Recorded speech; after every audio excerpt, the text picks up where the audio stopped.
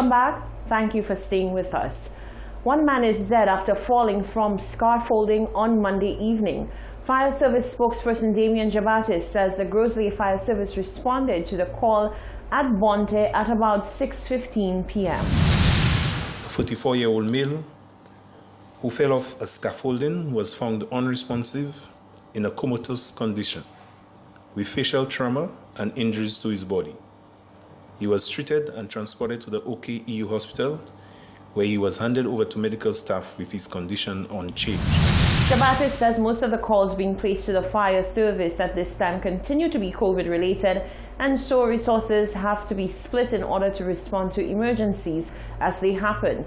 3 vehicular accidents also required fire service response. At 11:28 a.m., responded to a motor vehicle collision at La Clery Castries. A 40-year-old male was treated and transported to the OK EU hospital and handed over to medical staff in a stable condition. At 5:08 p.m., Babono Fire Station responded to a motor vehicle collision at Gara Babono. A 45-year-old male who had fallen off his motorcycle was treated and transported to the OK EU hospital. He was handed over to medical staff in a stable condition. The third accident was recorded in Prale Dennery at about 6:22 p.m. A 42-year-old male and a 48-year-old female were treated and transported to the Dennery Hospital, where they were handed over to medical staff in a stable condition.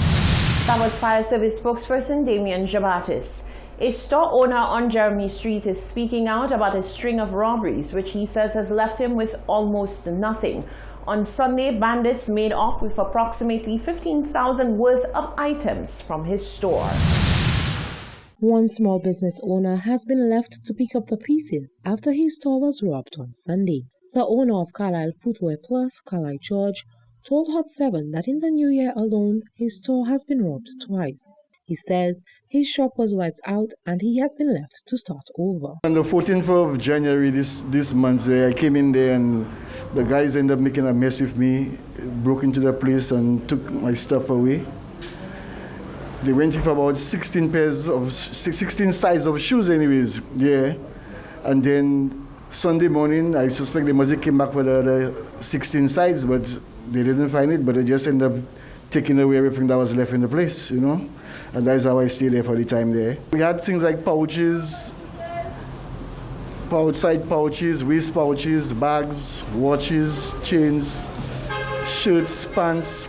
In fact, whatever stock would have for the time there, you know, and basically that's all what they took away.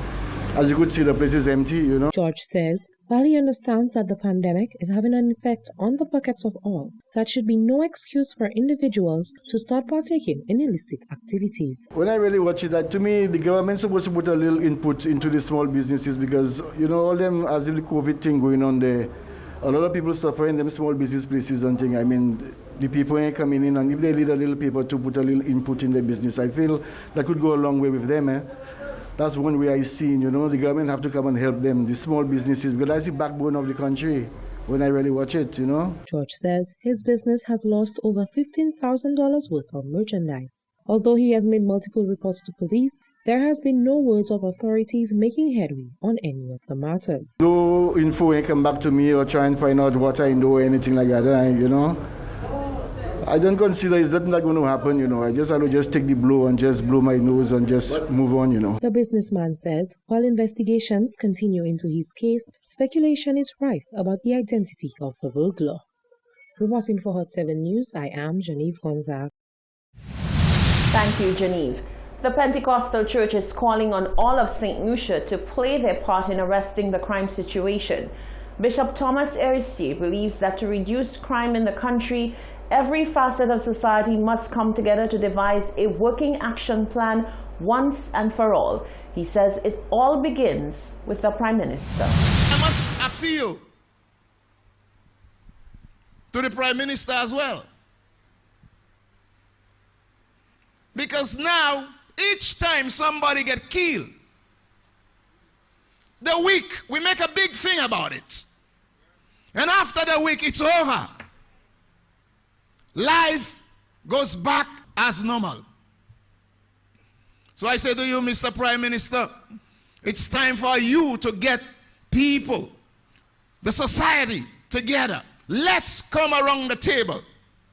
Religious leaders, civil people, people that are concerned about what is happening in our social life, the police, the legal system.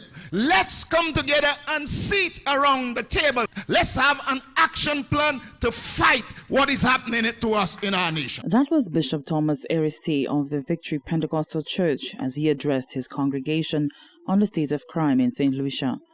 St. Lucia continues to see a rise in crime and among them senseless murders. Bishop Aristide went on to say that those committing the act are not the only ones involved in perpetuating crime in the country, and that all St. Lucians have a stake in arresting the crime crisis. There are others that are planning it. There are others that are helping. There are others that are even paying people to do such killings. And I ask you to stop in Jesus' name. And may I say to you, if you don't stop, you will pay for it. Because even though nobody finds you, I tell you, God sees you. And God will do something about it in this life and in the life to come. So I'm asking you, please, to cease from the senseless killing. He says that parents also play an integral role in stopping crime in its tracks. And I say to you, parents, some of us, our hands are in it too. Because we see our children coming at our home. They don't have money. They're not working, but they have such goods that they're not supposed to have naturally, and we don't want them. And some of us, we know they are involved in things, and we don't want them. I am asking you parents to stand, and if you can't want them, get somebody that could talk to your child, that could talk to those in your house that are involved. Do something about it. We can't continue like this. We must take action now. He called on police to do more to find those who perpetuate crime and for the justice system to deal with them swiftly. For the Hot 7 News, Nisha Charles reporting. Thank you, Nisha. The government of St. Lucia has launched a national competition aimed at getting St. Lucians to heed the message of wearing a mask as the nation combats COVID-19. We have more in this report. Prime Minister Honorable Alan Chastney has issued a rallying call to all St. Lucians amid the most trying time for the nation. The Office of the Prime Minister has launched the Mask On Challenge COVID edition. The national competition is geared toward not only stimulating creative interest in mask designing, but importantly, getting St. Lucians to wear masks in the fight against COVID-19. The wearing of masks, the World Health Organization advises, protects against respiratory droplets from someone when they talk, cough, or sneeze. These droplets expel into the air and evaporate into fine particles that may linger.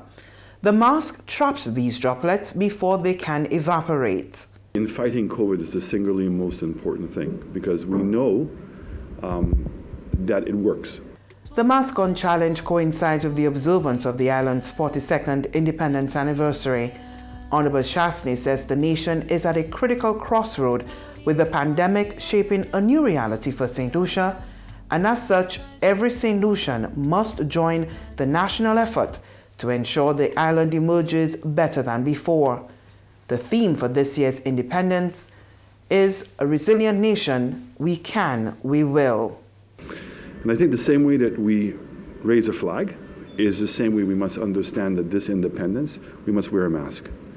So from people who do it because they love their mother or they love their siblings or they love somebody who is not so well in their own household and they're doing it to protect them. But most importantly, we do it because we love our country. And, you know, COVID has taken away all the things that we love. Wearing masks along with hand sanitizing and physical distancing are simple measures proven to protect against the coronavirus. And the message is heightening in St. Lucia. There has been tremendous response to the Mask On Challenge, with scores submitting TikTok videos. Details on the Mask Challenge can be found at maskonchallenge_SLU. From the Government Information Service, Lisa Joseph reporting. The St. Lucia Civil Service Association indicated ahead of the Prime Minister's address on Tuesday that it is not averse to the idea of a national shutdown to stem the spread of COVID-19.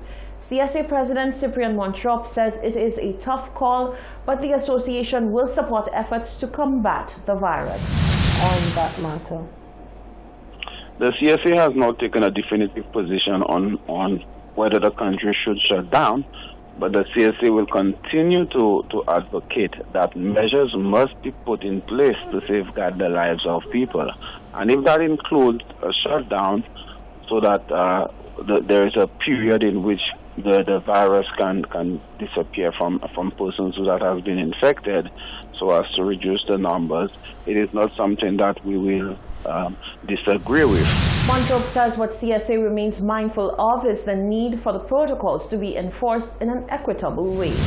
There should not be any prejudices approach to dealing with people. If you are on island, everybody is on island, they should have the same treatment. We are talking about prevention, and everybody should be following those same protocols, irrespective of whether you come from foreign or whether you are local. These are the issues that the CSA is concerned about. The CSA president says the fluid COVID-19 situation is being monitored very closely. You're watching the Hot 7 TV Nightly News. Stay with us. There's more coming up after the break.